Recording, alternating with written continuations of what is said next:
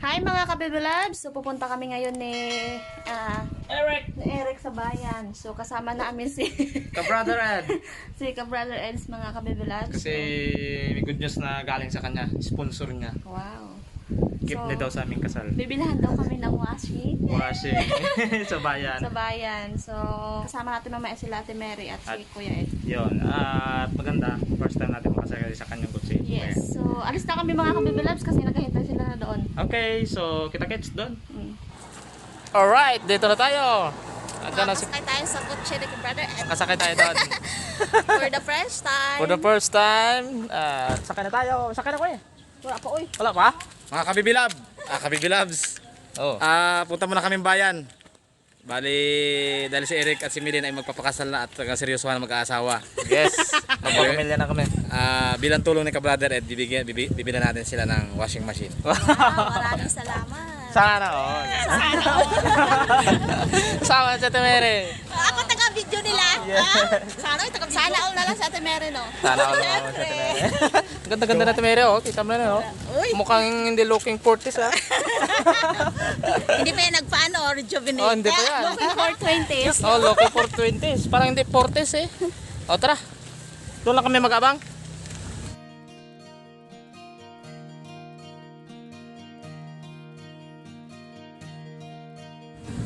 Sige. Daan, bukse.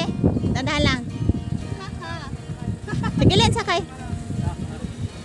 Sakay na kami dito mga kabibulas. Ayan o. Oh, for the first time daw. Mga kabibilab, travel muna kami. Ano muna?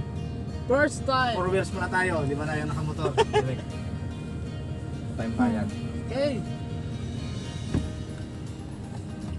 Sarili kong bagay ng maging magsakay sa 4 wheels.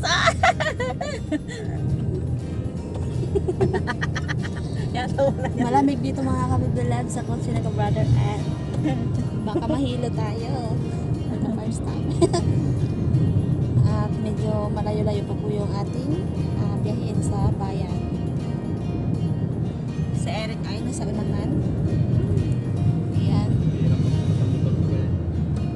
At ngayon nga mga kabibilabs ay napaaga sa pagbili ng regalo si ka-brother Ed para sa amin dahil hindi daw po siya makakarating sa aming kasal sapagkat ay meron daw po siyang trabaho at busy po mga kabibilabs.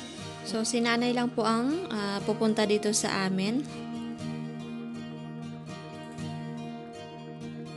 So nandito na kami ngayon sa bayan mga kabibilabs and then malapit na po kami sa VPR. VPR quality. Quality. Dito na kami mga kabibilabs. Yan, sa may VPR.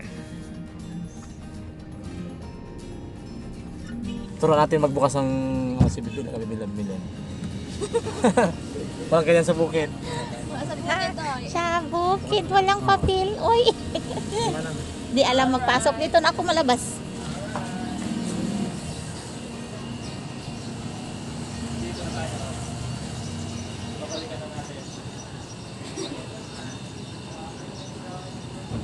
Babalikan na natin.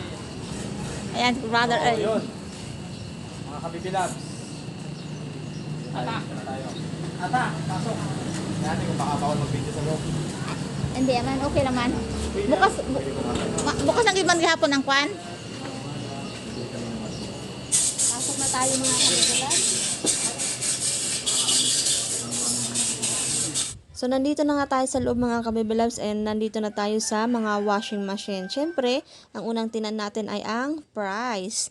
At lalong-lalo ay libre lang ito ni Kuya Ed. Siyempre, yung hahanapin dyan natin ay yung murang-mura lang. Yung affordable lang sa budget ni Kuya Ed mga kabibilabs.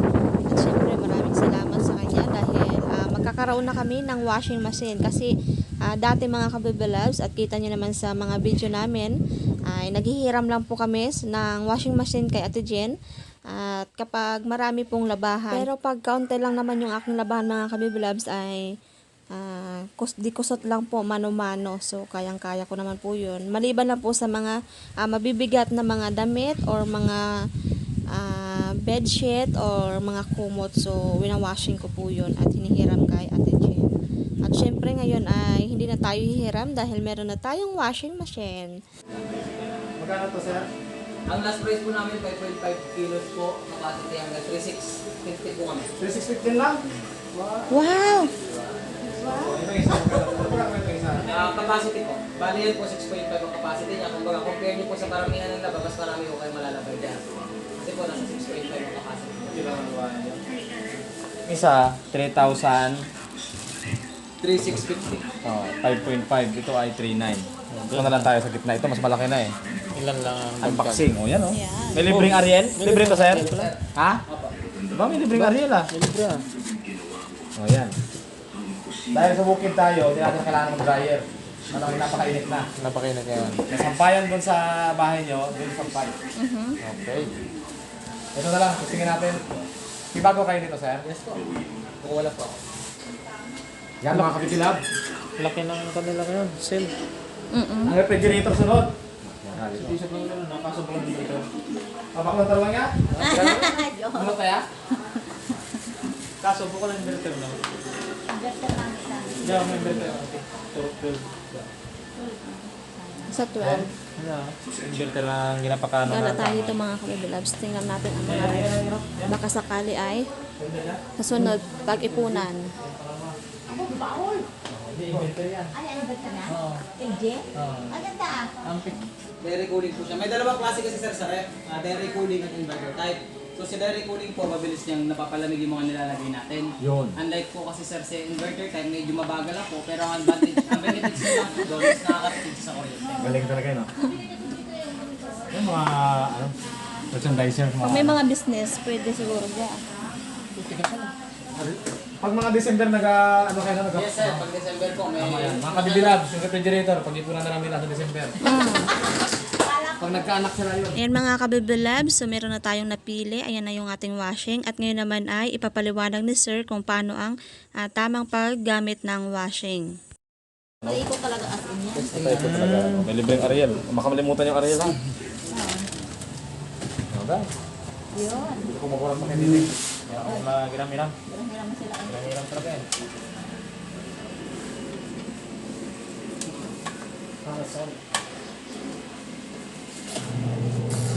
So, ayan po yung ating washing po, no, sir. So, when it comes po sa ikot, yan po yung ikot niya. Malakas po yan, sir, kapag meron ng tubig. Ano? Pag may tubig, mas malakas siya. Apo, pero mapapansin nyo lang po sa ngayon dyan na parang sa tingin nyo po, ganyan ang malakas niya. Pero pag sa may tubig, na yan, malakas na. malakas po ang kasa. Eh, paano pag detect na natin bumagal ang ikot? Ayun, Balik pwede namin naman. dito. Pwede naman po, sir. Pero wala tayong replacement po. Ang mangyayari lang sa titingnan technician natin. Repair lang. May warranty ba to, sir? Meron po 1 year para rin tayo. Ayun. Pero kung talagang walang lunas, Wala ano po. basta titinan lang. Titingnan po siya. At tawag dito kung talagang concern nyo sir is talagang mahina na talaga sir kahit Major defect talaga. may factory defect na na-encounter Replacement tayo. na lang. Wala po talaga kami replacement sir. Ano gagawin, Kapag sir? gagawin sir, lahat ng piyesa na dapat papalitan sa papalitan. Pero walang bayad yun. Kapag under ng warranty sir, wala po kayong gagastos sir. Pero kapag more than a year na po, lampas na sa warranty, doon po. Mas mabilis sa tubig, ano? Apo, pag kami tubig po, malakas na po yan. So yung mga ilang paalala sir sa paggamit ng single tab washing natin kasi naman po gagamit sa kanila. Una po yung timer natin. So kapag naabutan kayo ng brownout habang naglalaba po kayo, make sure po na huwag yung babalik sa pag-opo. Yung Pabayaan mo lang siya na. Hayaan nyo po siya kasi automatic naman po sir. So yun po. Then ang capacity nito sir, 6.5 po. Yung 6.5 po na yun ma'am sir is meron na pong tubig at the same time may damit na po yun. Hindi po siya 6.5 na tuyo na damit na lalaban natin. Ano po, yung 6.5 na yun, may tubig na siya, meron na rin damit yan. Wala siyang overflow control. Yan. So dito naman sir, pagdating naman po sa pag-overflow sir, meron yan sir. Kapag nag-over tayo sa tubig. So ang maximum na sir, ang pinaka-max na tubig na sir, ay itong part na to. Yan na yung side. Hanggat maaari, wag po tayong lalagpas sa part Kung na naman pas yan. dito, overflow na siya. Opo, sir. Wala siya mismo automatic. Stopper, wala po siya. Okay lang. So ang gagawin natin sir, para maiwasan natin ng overflow sir, mas mababa po yung tubig natin. Kasama na ang damit. May damit na yan. So wag po kayong lalabas sa line na to ako dito pag tubig na may damit na po. Kasi nag-overflow yung tubig. It's a wave. Kasi may dito na may cyclone dyan na nabubuo. Pag nag-overflow po kasi yan napupunta sa may mga times na napupunta sa timer natin. Pero dito po kasi may wirings dito.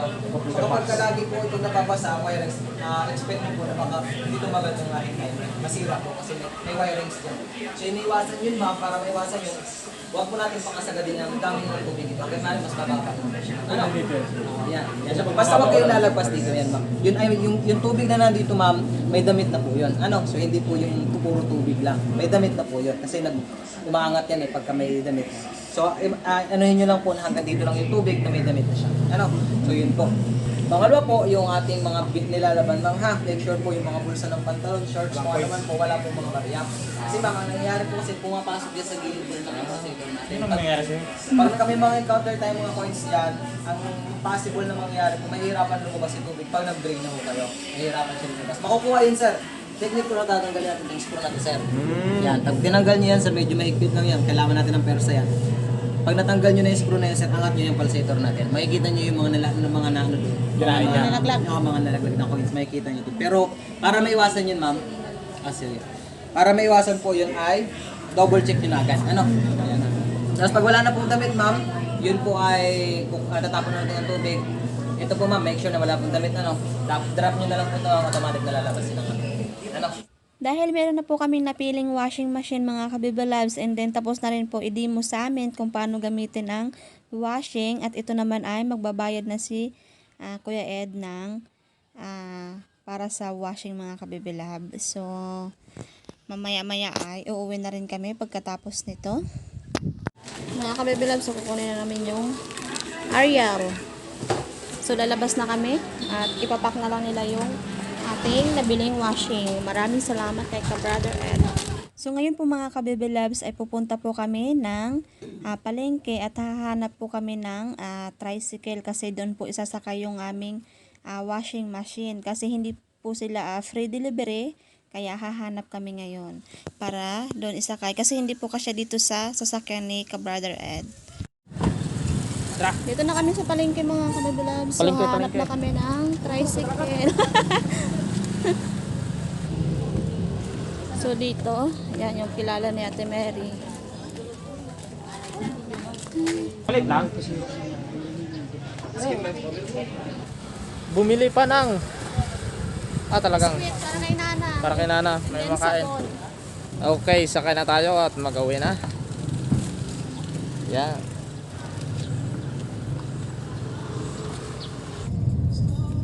Uwi na kami mga Kabiba Loves. See you na lang mamaya sa bahay. So nandito na kami ngayon sa territory ni Ate Mary. Nakarating lang namin mga Kabiba Loves, pero yung aming washing na sponsor by ni Kuya Ed ay wala pa. By ka-brother Ed. At maya-maya yun siguro ay Abangan natin. Abangan po namin mga Kabiba Loves ang pagdating ng tricycle.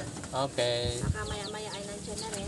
So, salamat Kuya Ed. Welcome. Salamat ka-brother Ed. At hindi na tayo mahirapan laba. Yes. Ikaw Kasi kawawa lagi. likusot lang tayo mga Kabiba Loves kapag nagalaba.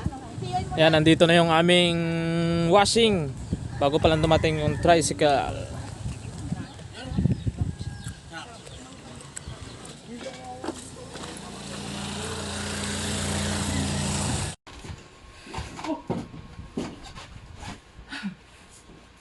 Mga Kabiba Loves, so nandito na yung ating washing na sponsor ni Kuya Ed. Ayan, kakarating lang. So maraming salamat po sa kay Kuya Ed at sa inyo. At sa inyong walang sawang pagsuporta sa aming mga video mga Kabiba Loves. Maraming salamat po talaga. At sana po ay more blessings pa para sa inyo. Yes, God bless po. Ingat po kayo dyan mga Kabiba Loves.